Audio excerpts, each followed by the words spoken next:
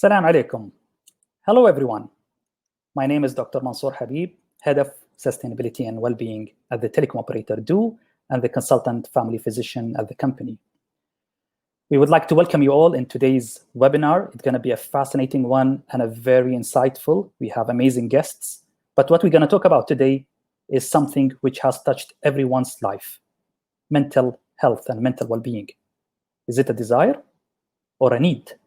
This is a very important question that emerged, especially with the happening of COVID-19 in 2020 and the changes that we went through as a global nation and as a country. So we will be discussing various aspects of mental well-being. How important is it to talk it out, its psychological impact, physical impact, and how can we be an ambassadors and champions during this time with two amazing speakers. Our first guest is Zainab Abdulla. She's an outreach officer at Takallam Consultancy, an online consultancy, and she holds Masters of Global Mental Health from King's College, and she did her bachelor degree in Zaid University in psychology. So we are very proud to have this youth Emirati caliber focusing on mental well-being and being a champion to lead the path in the future, inshallah. As well as we have Edgar Olaes, who is a staff and a colleague at Emirates Integrated Telecommunication DO, with more than 20-year experience in telecom industry, with masters in business administration, who had gone through a tough journey, and he won the battle, and he became our mental well-being hero and mantra in the company.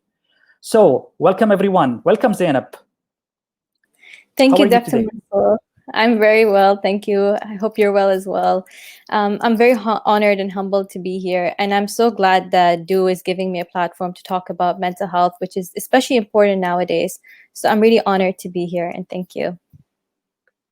Amazing. Thank you so much, Zainab. Please, before we jump into the questions of today's discussion, tell me, what made you decide to pursue in psychology and mental well-being?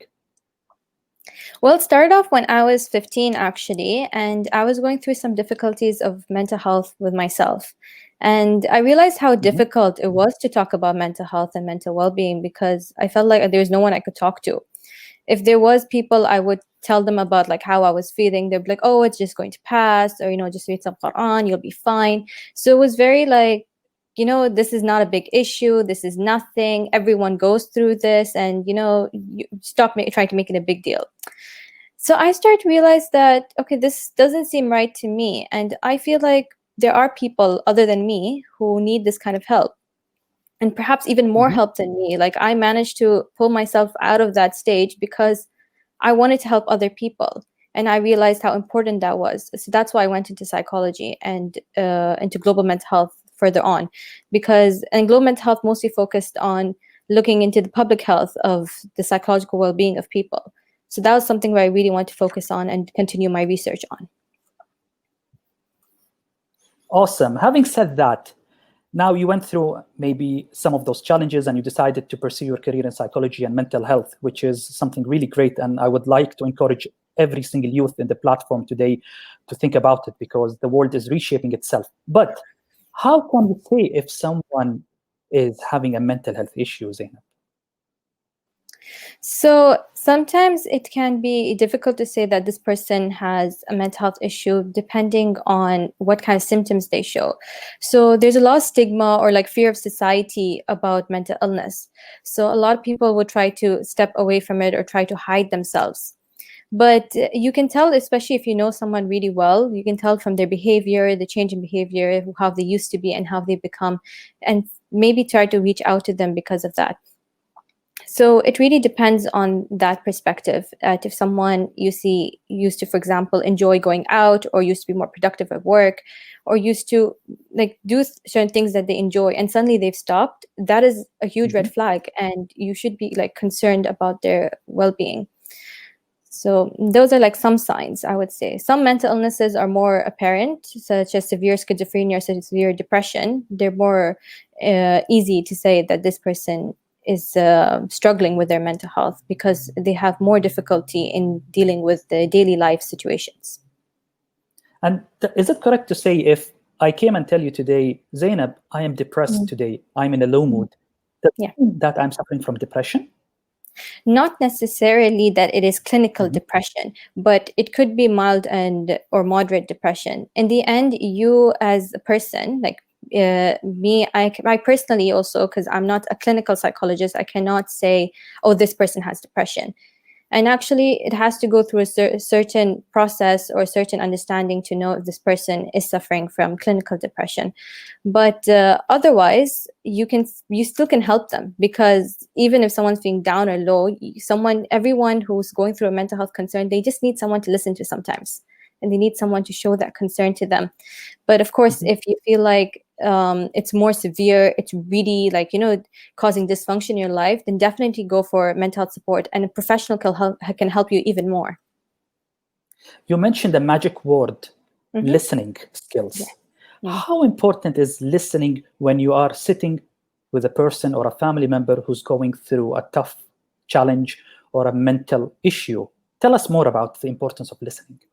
Listen is extremely important, and it has to be like attentive listening, that it's not like passive listening, that you're just listening to them but not really understanding what they're saying. Attentive listening, and it has to be empathetic as well. So empathy is very key when listening to someone who's going through a mental health concern, because try to put yourself in their position, try to understand exactly what they're going through. That is extremely important, and that would make someone talk to you even more. If you're very judgmental and be like, oh, just snap out of it, this is nothing, or they're just going to close off, and then they'll start to self-stigmatize themselves. Like, they'll start to think that there is something fundamentally wrong with them, and that's just going to make them even worse mentally. So it's very important to listen to people. Yeah. And here is an important observation that I have seen. Sometimes when you are listening to someone who is feeling low, and then suddenly you say, you know what, me too, I also went through the same feeling last year, and I was having blah, blah, blah, blah. Is that correct? Well, in most cases, no. Like, if the person's being really down, you try to make it about yourself. That just puts them down. They're like, okay, but I need someone to listen to me as well. Exactly. Yeah, it definitely So depends. Obviously, if you're going through something, go ahead and talk to someone who's open to listening to you. But when someone is trusting you with telling you what they're going through, listen to them for that time at least. This is very important, what you mentioned, Zainab. I think the challenge when we are listening to someone who's going through a tough challenge, we try to mirror that on us, and we try to comfort them by telling them that we are also suffering from the same, assuming that this will comfort them, which doesn't work out like that, because they just want to be listened and to vent out. Correct? Yeah, completely correct. They just want to vent out. Exactly. COVID-19, what does it mean to you? What does it mean to me? It means COVID-19 2020. It caused a lot of disruptions, I would say. There was a lot of loss. I would say COVID-19 I associated with the word loss, because everyone lost something. Everyone has either some people have lost their jobs, some people have lost their homes, some people have lost family members to the virus. Some people lost like just time, simply time. Like, a lot of people had travel planned up. A lot of people had, I don't know, like some kind of programs planned out, and suddenly that all got lost. So I understand, like, everyone is going through that in COVID-19, that's feeling of loss. So, and that's why I feel like, but that brings us together, because this is a feeling that, that I'm feeling, you're feeling, Mr. Edgar here is feeling, everyone who is attending this session is feeling some sense of loss because of COVID-19. So would you say that it has made us more human and brought us together? Yes, I would love to say. I think from what I've observed within my field is that there's been an increase of mental health awareness extremely because of COVID-19. And this is primarily because people start to realize just how important it is to their overall well-being. And because also COVID-19 put a sort of stop to what we were doing. So life has been so fast-paced, like everyone's just on the go all the time. But then suddenly quarantine came, COVID-19 came, and it's like, okay, there's a stop sign. So you came back and you reflected on yourself, and you realized that there were some things you were ignoring about yourself, or there's some things that that you didn't realize about your family members, your friends, and suddenly that did bring everyone closer together. I do believe that. So having said that, can we say that COVID-19 was a helpful tool to bring the mental well-being to the surface and make it more presentable and make people more confident to talk about it? In some ways, yes, but I don't want to undermine the negative effects of COVID-19 and how much it did disrupt people's lives. But then, yes, it did have that kind of positivity that it brought people together, and it brought this issue of mental health that people have been stigmatizing, have been thinking doesn't exist for so long to the surface, and it really made us this a conversation, and a very important conversation. Just this Saturday was World Mental Health Day, and there were so many initiatives going on, so many people were talking about it. Like, I was just scrolling through social media, and every other post is about World Mental Health Day, and that made me really happy, because this shows that the awareness is increasing, and that especially nowadays people are reaching out and listening and even talking about their mental health concerns. I totally hear you out, because for the viewers, 10th of October is being celebrated as the World Mental Health Day across the globe, as mandated by the World Health Organization. And you're right. Initially, a couple of years ago, when you will put a post about mental well-being on the day, nobody gonna focus on it, and it will be taken for granted. But now, if you don't put a post about mental health or mental well-being, you will be the outsider one. So it became the other way around, because everyone is in the wagon trying to talk about it and trying to showcase some efforts that they did to help the society one way or another. Having said that, what would be your advice for our viewers in sense of mental well-being? Some quick tips before we move on to Edgar. Okay, so I would say, like, even now, a lot of people are adjusting to the effects of COVID-19. Everything, there's no normal, like our sense of normal has changed completely. And I understand that this is, for everyone, this is a huge change, a huge adjustment. So I'm going to say some tips from the World Health Organization itself, which I found very useful and I used. So one is like setting up a routine, have a routine to keep you grounded every day, staying active mentally and physically. Staying active mentally, I mean like having some time to do something that makes you really happy. So that sense of self-care, put it in your daily routine. And also physical exercise, because physical exercise is shown to increase, make your mood better, and basically increase, is a preventative measure against depression, actually, in research. And if you need mental health support, like professional support, don't be afraid to reach out. And there are services provided for you. So I personally am involved in this, in Takallam Online Counseling, where it's a platform that'll be launching soon to provide accessible and affordable mental health care for the MENA region. So please check us out, and please anywhere else. And there's also the Hope Line in the UAE that you can reach out to. Yeah, just don't forget, you're not alone. Thank you so much, Zainab, for this important tips. We're going to come back again with some question and answers at the end. But now I would like to move on to our superhero, Edgar, who would like to share with us something very close to his heart. First of all, I want to thank you, Edgar, again, for agreeing to show up today and share with us your inspiring story, which really is a role model to all of us, that life worth more than just nagging about something here and there. So, Edgar, tell us your story. Hi, Doc. Hi, Zainab. Hello, everyone. Thank you for joining us, and hope everyone is safe and okay. Yeah, just to relate on what's happening now on this pandemic, I can say that it's acceptable. It's understandable that some of us might uh, having difficulties on facing the situation, especially on the drastic change that this pandemic has brought to our lives and to the whole community. And with all these uncertainties that it brings us, plus the risk that it threatens our health, it threatens our job security, our social functions, then it brings all of this anxiety, and eventually will make us feel sad and feel depressed. In some ways, this is the same thing that happened to me last 2010, but on a different scale. 10 years ago, in just one day, my life had changed. And since then, everything have changed on me.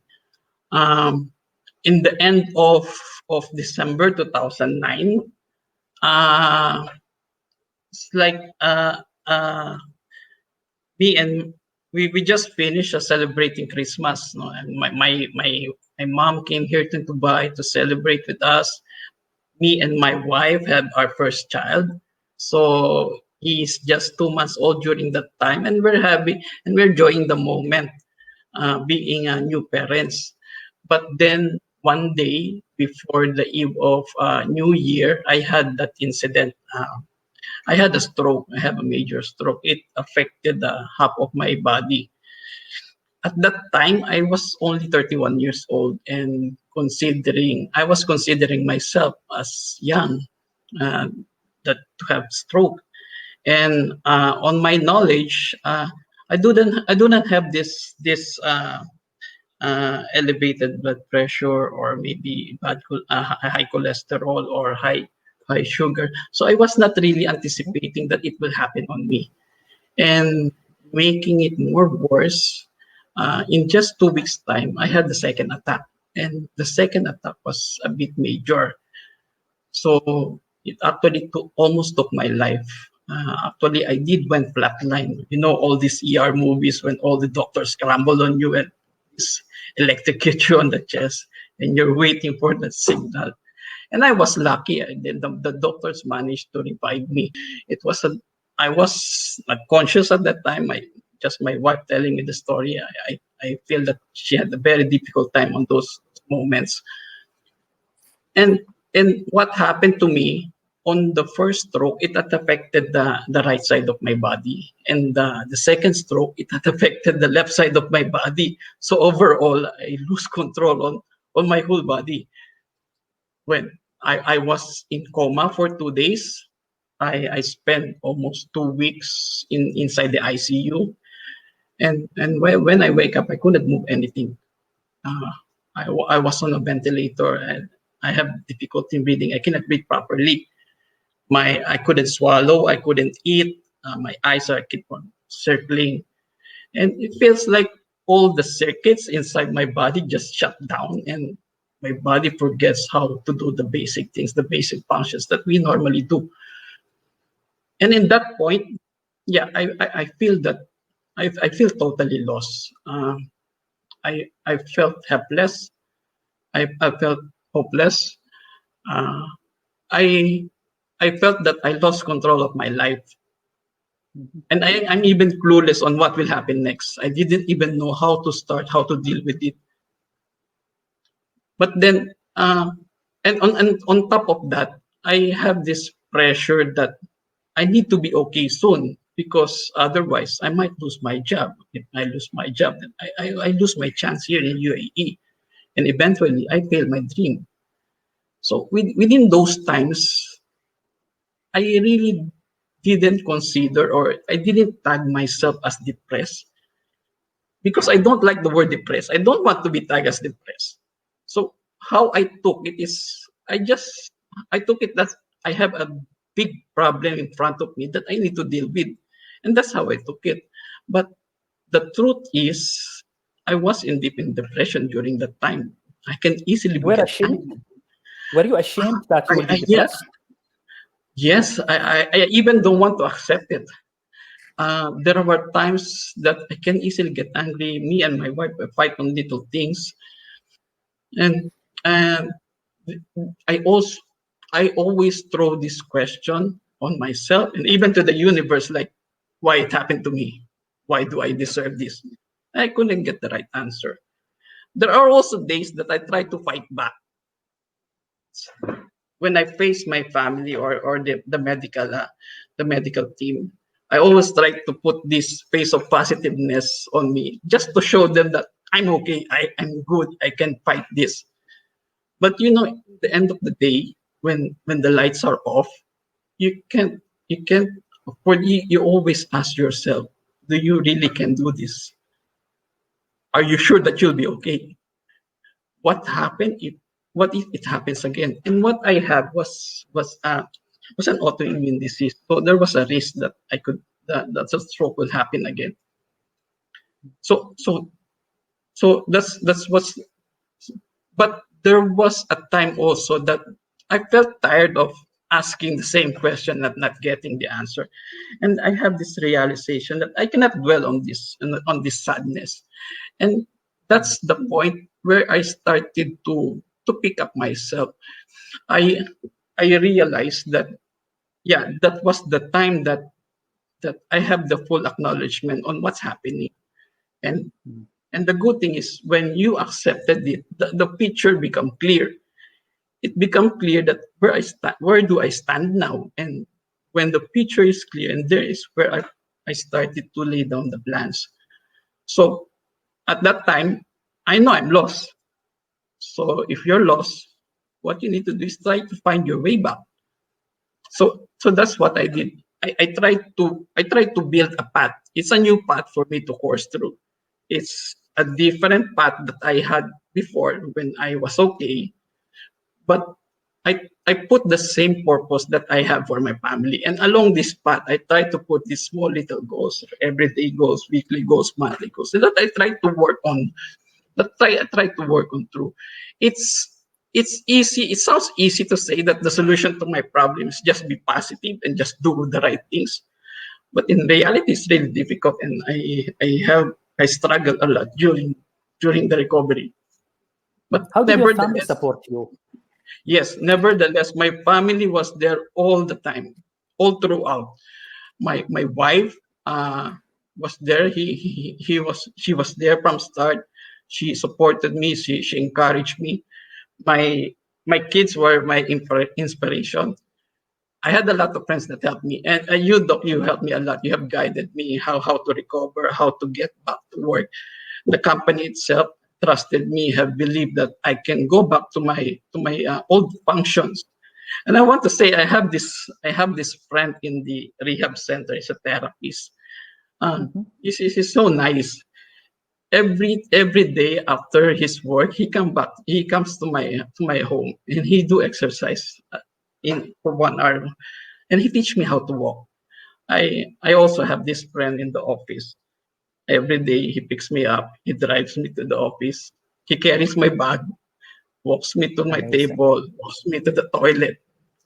Yeah, You didn't feel ashamed? and sorry, Doc. Did you feel ashamed? In some ways, I do feel ashamed. I really cannot resist it in some ways, because I sometimes I feel pity on myself.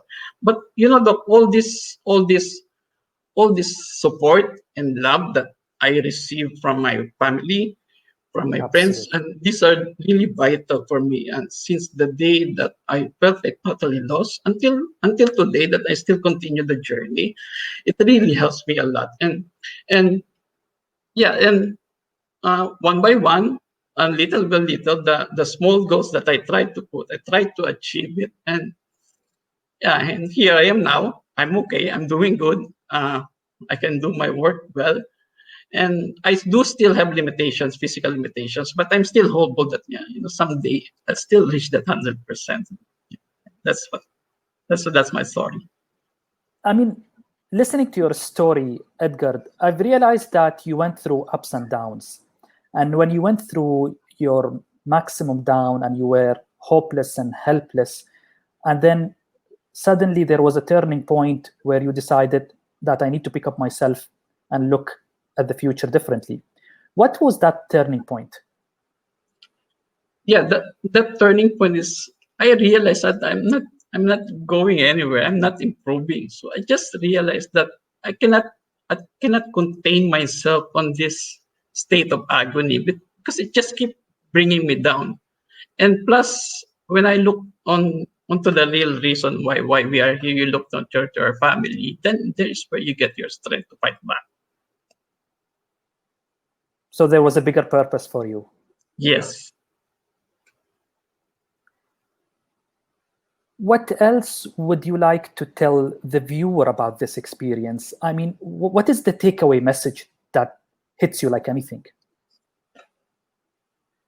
Um. Oh, for me, it's like, yeah, we all do face problems, no, from time to time. And as I read, most of us really, in some point of our time, we feel depressed.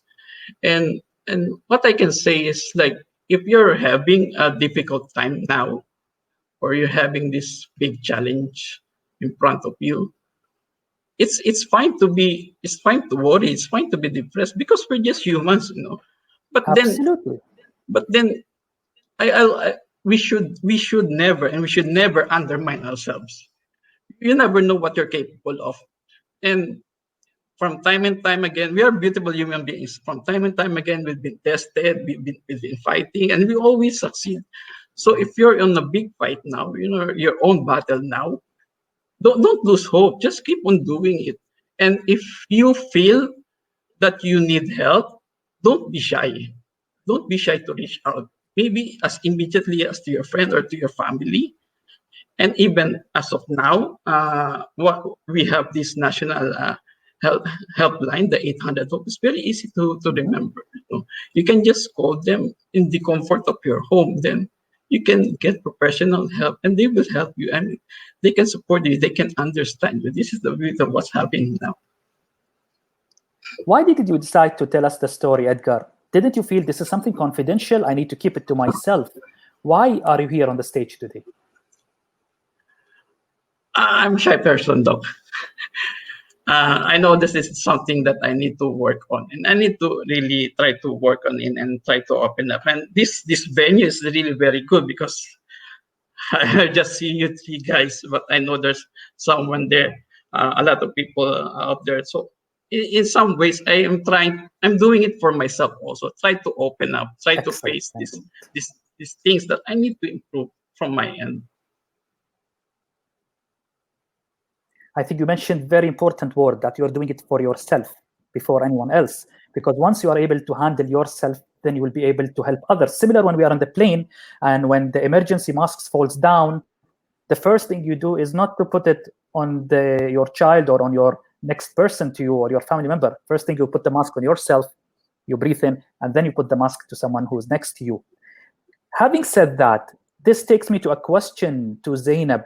Listening to Edgar's story, what do you think is the important aspect which Edgar focused upon?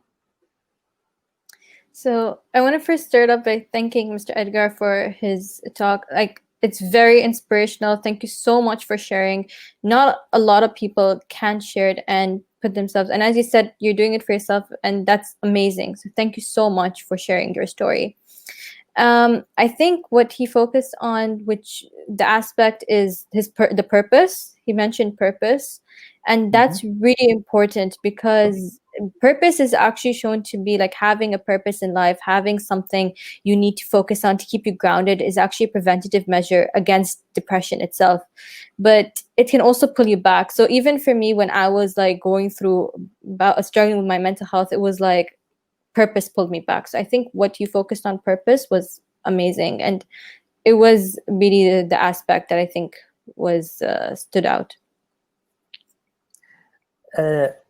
While I was going through the websites, I realized that you did a TEDx talk, Zainab, about mental well-being. How was the experience? It was very nerve-wracking, to be honest. It was an incredible experience. I was so thankful for the opportunity, but I actually have stage fright. So for me, I put myself in that position purposely to get over my own fears of stage fright, and to like put myself in uncomfortable positions, because I feel like that was the way to go, and that's how I will grow. So it was nerve-wracking, but it was a great experience once it was finished. And the most amazing thing out of that is that people thanked me for the talk in the end. They told us, thank you for talking about this topic specifically, about mental health, because we can't talk about it. And that was the most rewarding thing, I would say, that they were encouraged then to go and speak. And I'm sure there's a lot of people in the audience today listening to Mr. Edgar's story who also would get encouraged to speak about their mental health, which is amazing. Absolutely. Here comes another question to you, Zainab. Do you think the culture could play a role to become a barrier towards our mental well-being? Culture is a huge barrier. It's actually one of the factors that lead to stigma actually in society. So I did a study actually on Emirati youth perspective on mental health and mental illness and stigma. So cultural barrier was scored pretty high. It was higher than the average scoring, as people really saw that cultural played a role. And this could also be observed if we compare like Eastern culture, like more collectivist culture, and individualist cultures. So individualist cultures, they have less stigma that is because of culture. There are other factors, of course, but less towards culture because they're not very codependent. It's very independent culture. It's that everyone for themselves. But here we live in a society where, in a culture that is very connected and interconnected, and everyone has sort of a dependency on another, which is not necessarily negative, but it's that we're close knitted. So that does make it harder for someone to speak about, because they know if I speak about mental health, this is not just going to affect me, and it's not going to just like, you know, people are not going to think negative about me. They're going to think about my whole family. They're going to think about other people like related to me or associated with me, and that's what makes the barrier. Any other factors in your study you found other than the culture? Yes, so there was religious beliefs, there was also gender, there was age, there was family. Family was actually the highest, the biggest, like observed from this study. But this was only done on Emirati youth. So different, I'm sure like different cultures, different areas would have different kind of beliefs. I was most surprised that I thought religious beliefs would play a big role, but they were actually not that high. Like it was high, but it was not as high as cultural or family, the score for family or culture. So that was surprising. That's very interesting. That's very surprising. Edgar, listening to Zainab, how did you find the support of your friends in the workplace in that regard? Did they make fun of you? Did they try to be away from you because you might infect them or whatever? Or what? Tell us. How was it? Exactly. That was really a good acceptance. And I wanted to state that the main foundation on my recovery was really based on my family and my friends. So how they have supported me and have accepted me on and have helped me throughout the journey that I'm going through. So would you say a workplace has a huge impact on recovery of various illnesses? Yes, indeed. It's a big impact, no, in how they accepted you, and it puts you on a place that you've been accepted on what you are. Then the more have you accepted, then the more you try to push yourself, and the more you try to believe on yourself, and the faster you will improve, and the faster you could cover whatever that illness or that struggle that you're going through. Absolutely. Now we are coming very close to the end of our session. I would like very quickly to give you a very quick tip for everyone. It's like a secret recipe of mental well-being. It's made up of the word happy, Happy. H, your health, physical health in specific, because as Zainab mentioned, when you're physically active and you're taking care of nutrition, that helps to fight depression and any other low mood. A, around me. And we can see the evidence of the social connection and the family support and the friend supports. P, for purpose. When you have a purpose in life, that also takes you out from your challenges very quickly. The next P is pause. And when we say pause, it's about your relationship with the spiritual aspect and with the superpower. And Y is for you. It's all about you, to be positive, to be ambitious, so that you can get the best out of the life. So this is a very quick recipe that you can take it away and implement it on your daily challenges. But before we end, I would like to ask Zainab for the last one advice she would like to give to everyone. So thank you, Dr. Mansour, for that happy secret recipe. That was actually really nice. Like I would definitely write that down somewhere and keep it close to me. So my last advice is, most importantly, stay connected with your loved ones. In the end, we're social creatures. We cannot be by ourselves. It's important that we have someone to talk to, and that we have someone to discuss our mental health concerns with, and someone we can also listen to. So it's all about making and maintaining our relationships, especially during these challenging times. So definitely stay connected and remember that you are not alone. Like that is my final advice. Thank you so much. Edgar, any last message? Yeah, you know, I'm happy. One time I heard my kid on a Zoom class. They were discussing about mental health. No, I I, I realized that yes, this is a really important thing that we'll be talking about, and I really hope that one day on how we deal with it, taking out the stigma is like the same thing that whenever we have a problem with our teeth, we go to the dentist. Whenever we have a problem with our skin, we go to our dermatologist. So if we have a problem in mental issues, don't hesitate. Go to your professionals. There's 800 Hope. You don't need to shy out. It's just a simple thing. I mean, just a basic thing that you can do. As simple as the same other things that we're doing. Thank you so much, Edgar. Very well said. Thank you so much, Zainab, for being here, for being an inspiration to our youth to pursue in this career and in this pathway to open up new doors for our society. I would like to thank all of our viewers who watched us today and attended our session. I hope you enjoyed the session, and inshallah, there will be more to come whenever we have other events. And stay safe, stay positive, and we will be able to fight it back and be over it. Thank you so much, everyone, and have a lovely day ahead. مع السلامة. Thank you. Thank you. Thank you.